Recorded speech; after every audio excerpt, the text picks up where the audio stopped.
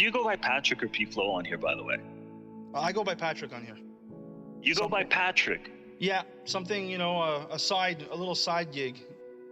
Okay, cool. So Patrick.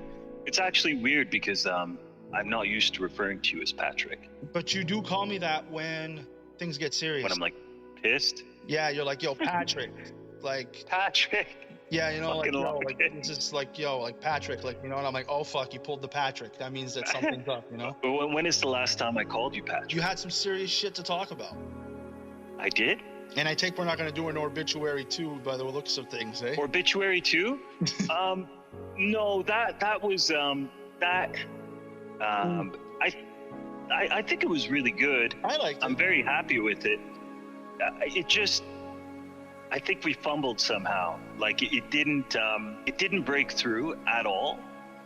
And you know what? To on the flip side of that, the Masked Mutant did. I sent you the stats for it probably about a month ago. Yes. And it was pretty good. It did relatively well considering it had absolutely zero promotion on my side. And of course, you might have realized that I didn't share any of the promo that you created because of my anti-AI stance. Yeah. But which, if I had, it would have probably projected some numbers. But so you didn't share it at all because of that? That's fair. Absolutely. I barely even want to share the project because the cover itself is AI. So you've put me in a really tough position. I do think that eventually real things will be also considered AI. Eventually, that doesn't like make any sense. I'll clay something up, you know what I mean? I'll clay something really nice and sweet, and then I'll post a picture and it's like, oh, that's AI, and then I'll be like, no, it's not, and then there's gonna be a fine line between what's real and what's not. We're already there though, and that's never the point. Will Smith eating spaghetti. Well, yeah, of course, we've come to a point where it's difficult for some people to discern what is AI and what isn't. Of course, that uncanny valley is only gonna, sort of, I don't know, the singularity is gonna come more and more. But I think my stance on AI has more to do with intention and community. And I don't think you have a good stance on AI other than it makes things easier for me. But yes, I agree. I agree on some parts. It's just when I was younger, I always wanted to make animation, and when I did it alone, not with the help of no one, like Doré. Yeah. I was using Paint, and it was frame per frame, and it was cool. But it wasn't in my heart. There was something about it that made me go, why is it that people get to come out with cartoons and make it look all fancy, and then mine looks like a choppy mess? And people will say, well, that's the beauty of it. But for me, it's like, fuck. So then you throw it into the AI. The AI kind of, wonkies it, kind of gives it some movement, and you save time, energy, but your creativity is still there unless it's tampered with by the AI. Then I'm against I think what you're saying is if you take a completed product or a product that's complete to some degree and you apply a filter over it essentially, then that would change the final shine or whatever of the project. Yeah. I think that's an arguable position, but I don't actually believe that to be your position. And it's because it's not true. And and it's not where you create from. You don't create a analog version of every piece of AI art that you use. No. Exactly. So you lied. You love to lie, and that's okay. And that's what AI does to you. It is a lie for liars to create more lies. There's nothing more than that. And it's great at allowing people to generate excuses. There's probably an AI that you can use to generate more bullshit excuses, because you would not forgive. In fact, if I did the same thing with AI for hip hop, I don't believe you would forgive me. And if you did, I would no longer count you a friend. How about that? Really? If you analyzed my lyrics and you were like, damn, why do you put in well, what's that called, an M dash? Like if I sent you like a text lyric, you know, Yeah. and you're like, yo, why's he got so many M dashes in there? Why?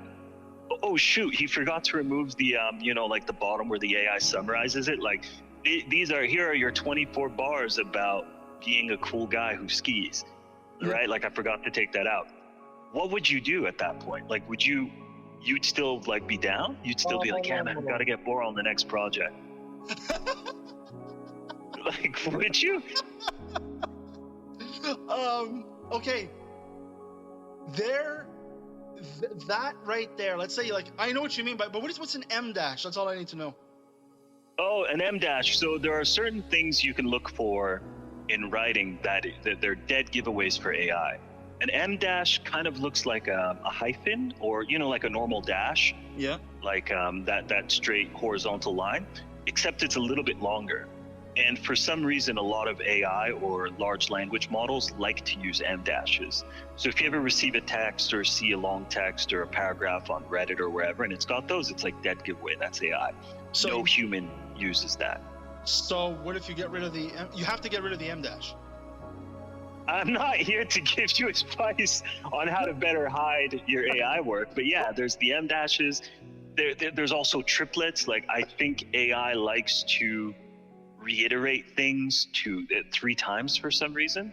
Like, you know, it'll say like she was beautiful, she had blonde hair like spaghetti, and her eyes were like the ocean. It's just like, if you read that in a longer format, you'll sort of get that pattern. So there's different things that give it away. But nonetheless, please answer the question, if you may. What would you do in that scenario? Me and you were working on a project. Yeah. You know, sometimes I'll send you my lyrics. It's happened in the past. Yeah. So I'm really stoked on these lyrics. I'm like, because we're writing this song about skiing. Yeah. All of a sudden, we've gotten into that. And so I'm all stoked, and I send you this massive, like, I don't know, like 3 verses. I'm like, dude, I don't know what happened to me. I was inspired. I went all out. And you get it. I send it, and it's like M dash, M dash. I was up on the skis, M dash, and you know, and then all the way at the bottom you say, you see it says the summary. It's like, these are your 87 bars about skiing. I hope you enjoy them. Would you like something in the style of Biggie Smalls? You know, you see that, like, I forgot to remove that. What would you do?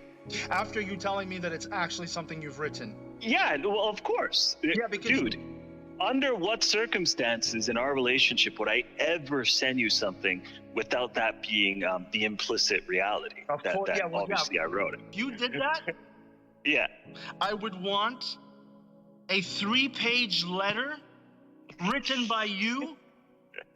Yeah. On not AI generated. It would pen and paper, right? It would have to be pen and paper. Yeah, and because I'm not gonna throw a full-on apology. You know how many times I've been lied to by friends? They told me, I wrote this shit, and then suddenly I hear on another song the exact same piece of verse, and one day I listen to another album and another album and another album, and oh my gosh, it becomes a friend's full verse. Oh shit.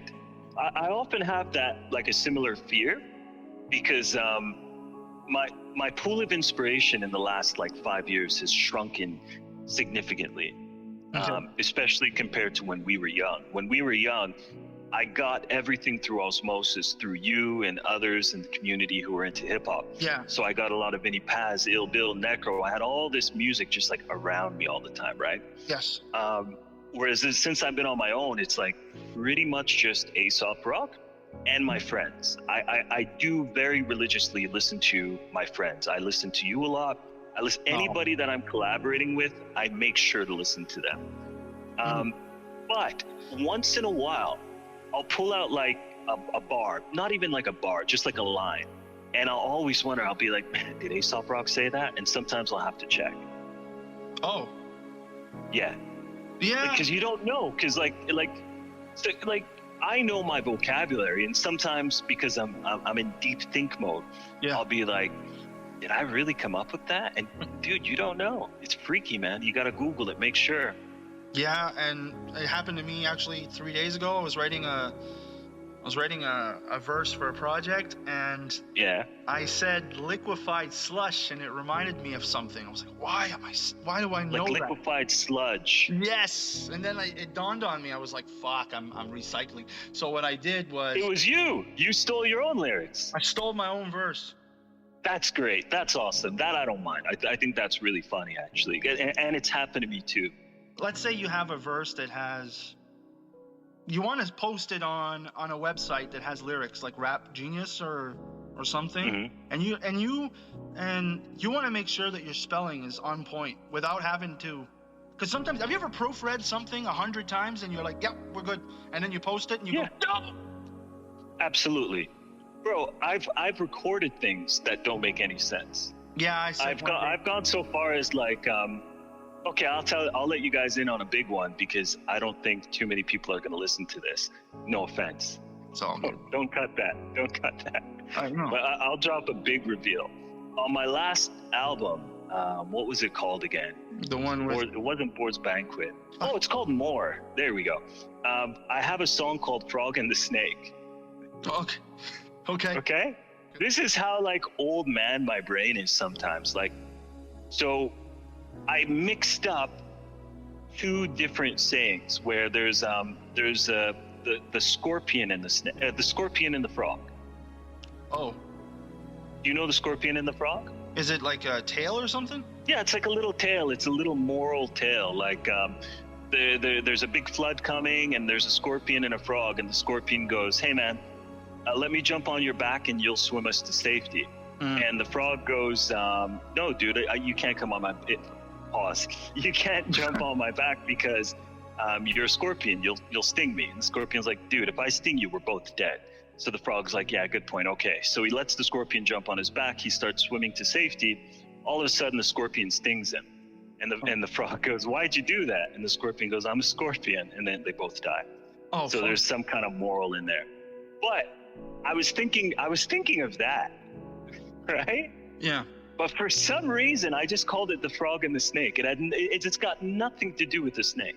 Okay, so did you make a mistake in the verse by saying it? Bro, I made a mistake in my whole brain. My brain had a massive malfunction.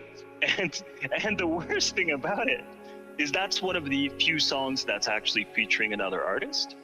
And he also says, he goes, "The frog and the snake." So he also osmosisly jumped in on the fumbled tail, basically. So I guess in his brain, he was like, "I have no idea what this guy is talking about, but that sounds dope. Like he must mean something." And then I thought about it. I was like, "Nah, it doesn't mean anything." I mean, the story, you could tell the same story and it could be a frog and a snake, but I think traditionally it's a scorpion. You know, So there you go. thank you for being the first guest ever on Totally Patrick Podcast. This has been informative. It's really nice meeting you like this. Yes, because this is a new side of me that nobody's ever seen. All right, man. Well, thank you for your time. You too. Peace. Cheers. Bye.